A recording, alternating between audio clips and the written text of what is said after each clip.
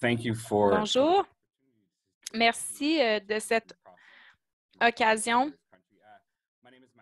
de vous parler. Je suis avec Calgary Catholic et Nancy et moi avons travaillé ensemble par le passé dans une école secondaire et j'ai eu l'immense chance de travailler avec elle au cours de nombreuses années. Bien que nous occupons des postes distincts aujourd'hui, je suis quand même encore bonne amie avec elle et nous restons en contact.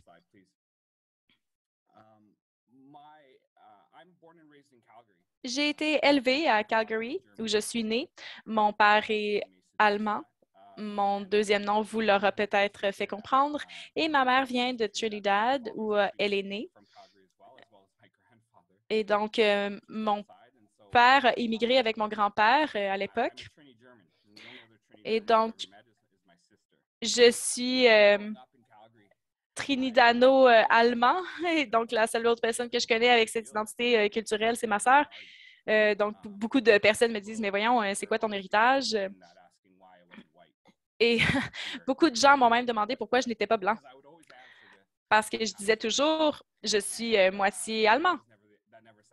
Et ça ne satisfaisait jamais les personnes qui posaient des questions. On voulait savoir d'où venait mon héritage racisé. Donc, ma mère vient de Trinidad et elle a été amenée ici dans un système de servitude. Et éventuellement, toute la famille a déménagé à Calgary. Mon nom est Matthew Tyler John Sawyer ou Sauer.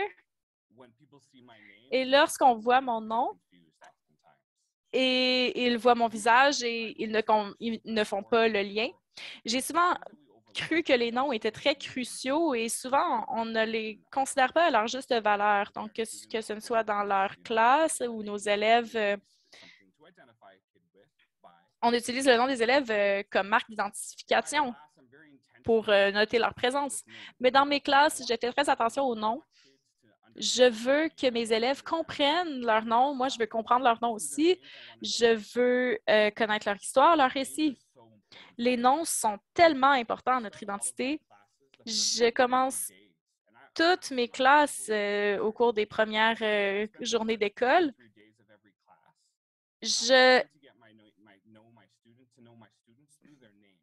J'apprends à connaître mes élèves à travers leur nom. Et donc, je vais leur demander leur nom, je vais essayer de deviner d'où ils viennent et je vais essayer de deviner leur histoire, leur récit de vie. Et cette pratique toute simple peut vraiment déboulonner tellement d'obstacles dans ma classe parce que dès le début, en faisant simplement les présences, j'apprends à les connaître, ils apprennent à se connaître.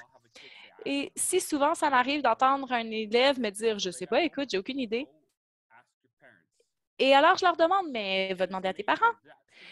Et c'est super, vraiment, cette activité a l'air si simple, mais ça implique les parents à participer dans la classe. Et maintenant, on sait qu'il y a des dialogues qui se passent à l'école par rapport à ce qui se passe en classe. Et ça n'arrive pas si souvent que ça dans une classe de littérature anglaise au secondaire.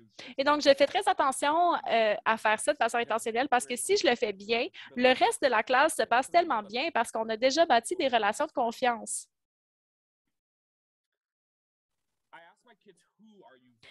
Je demande souvent à mes élèves de qui provenez-vous et donc pas juste d'où provenez-vous, mais de qui provenez-vous.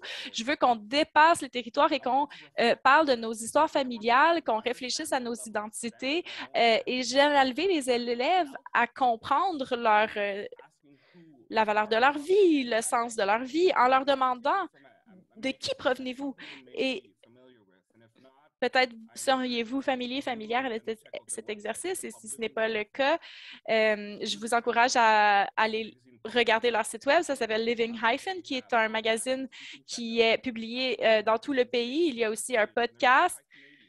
C'est donc une initiative canadienne qui vivait dans un espace du trait d'union, un peu comme moi, qui a été pris entre deux mondes, que ce soit racialement ou sexuellement ou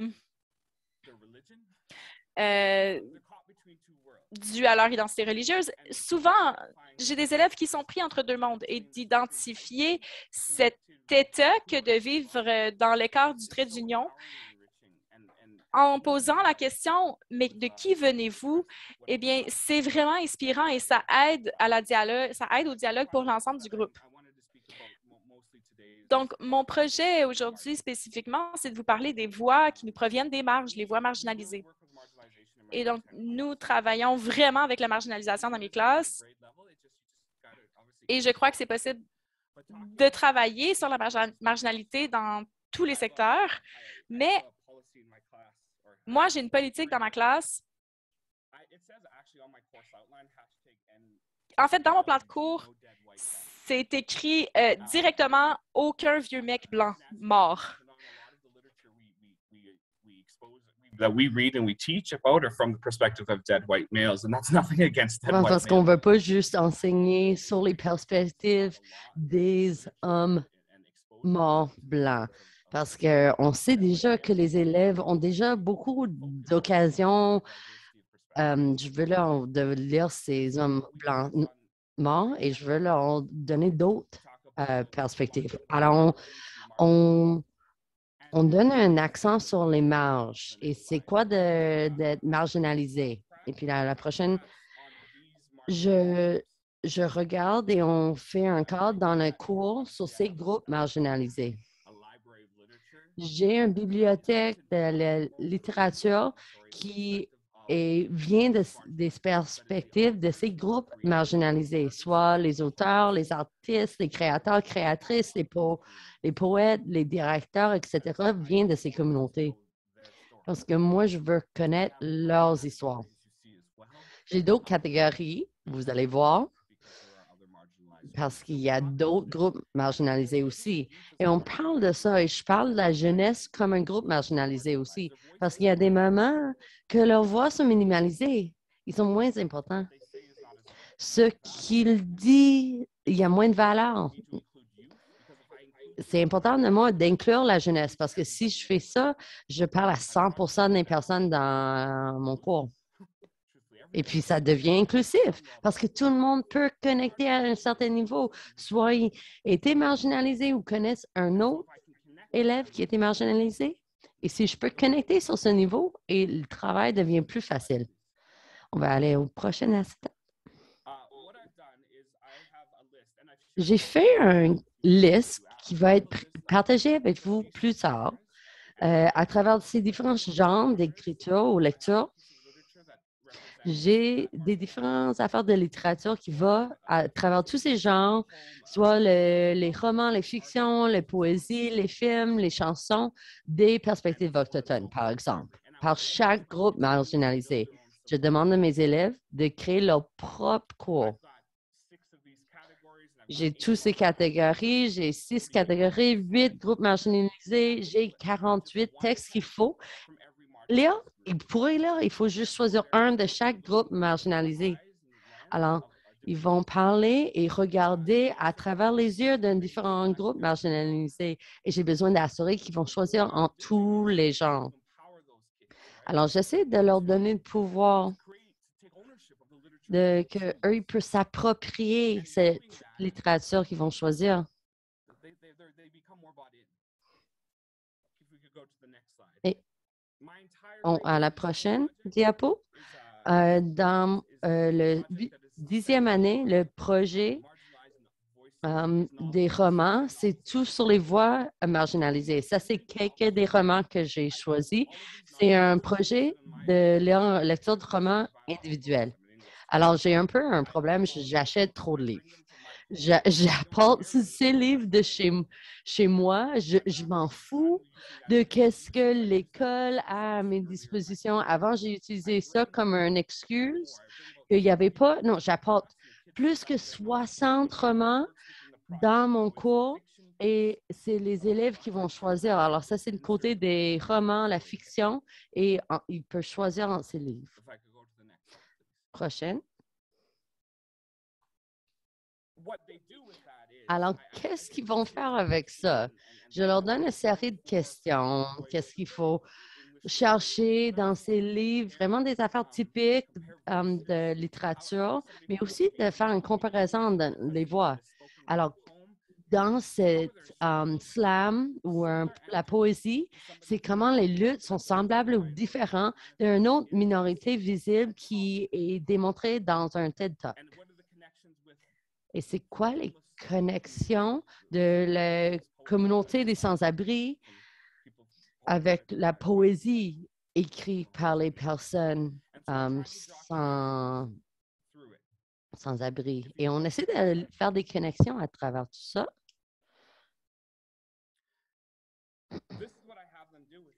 Alors, ça, c'est qu'est-ce que j'ai pour eux comme qu'il faut développer. On a 8 textes. Il faut donner des réponses dans les différentes manières. De rester, de suivre bien le cours, le plan de cours. Il faut avoir des proses critiques, écrits, un poème, un prose. On peut répondre de manière visuelle, alors une œuvre d'art, la photographie. Il peut même créer un compte Instagram ou quelque chose d'autre, je m'en fous. Juste les visuels. Il faut qu'on parle à travers les visuels. Et puis, oral. Alors, il peut faire un podcast, une vidéo. Il y a certains d'entre eux, je trouve ça tellement impressionnant. Plusieurs de mes élèves ont fait des interviews avec leurs parents. Et je vais arrêter là parce que je n'ai pas vu ça venir. Et ça donne tellement de pouvoir de voir un parent qui fait une entrevue à leurs enfants ou font une entrevue à se font faire entrevuer par leurs enfants par rapport à une personne marginalisée qui n'ont pas cette vécu. Et ce projet fait ça parce que la littérature ne reste pas dans la salle de classe. Ça passe plus loin et à travers. Et je pense qu'on peut faire ça à travers tout les années d'école. C'est juste, ça dépend, c'est quoi ton cadre. Et si, à un jeune âge, si les jeunes peuvent approprier, ils vont sélectionner leur propre livre. Et puis, eux, ils vont choisir leur roman. Ils vont comme faire pile face. Ils vont peut-être lutter parce qu'ils veulent un de ces romans. Et puis, c'est eux qui construisent eux-mêmes leur plan de cours et de regarder un TED Talk ou un podcast ou un différent discours en ligne. Et des fois, je leur demande de travailler sur 8 et des fois, ils vont regarder 15, plus que je lui demande pour leur faire une influence et influencer ou regarder plusieurs voix. Alors, qu'est-ce que je fais? Je demande à tous mes élèves de mettre ça sur un site web. On ne va pas regarder les sites web maintenant, mais j'ai la permission de ces 3 étudiants de partager leur site web. Alors, ils ont mis tout leur travail sur un site web parce que je pense que c'est un outil très important d'apprendre comment créer un site web. Et ma fille, en 4e année, elle peut faire un site web. Oui, ça a l'air d'un site web fait par un 4e année, mais il faut qu'il apprenne. Alors, ils mettent tout leur travail sur le site web. Parce qu'à la fin, ils vont juste me donner juste un lien. Je n'ai pas des 75 papiers que je vais peut-être perdre ou pas perdre. Oui, non, tout est sur le site web. Et c'est quelque chose, et là, les élèves ont ce site web pour le reste de leur vie s'ils veulent ou s'ils ne veulent pas. C'est quelque chose qu'ils peuvent garder. Alors, vous savez, avant que je fais n'importe quel projet avec les élèves, je fais le projet moi-même. Je pense que c'est important quand on fait l'apprentissage basé sur les projets, il faut faire l'apprentissage avant les élèves. Si moi, je pense que c'est une bonne idée, il faut que je passe à travers. Et puis, je vais voir les problèmes, je vais faire des changements au fur et à mesure, je vais voir des obstacles, je vais être capable de répondre aux questions parce que j'ai fait ça, le projet moi-même. Et c'est une expérience géniale pour moi aussi d'avoir mon propre site web avec les tests que moi j'ai créés et passer à travers ces projets. Alors, à la fin ici, avant que je passe la parole au Kevin, j'ai inclus le projet, tous les textes que j'utilise Et j'adorerais, s'il y a n'importe qui est intéressé, viens me parler. J'aimerais comme vraiment impliquer la communauté des enseignants et enseignantes le plus possible à en parler, moi, s'il vous plaît.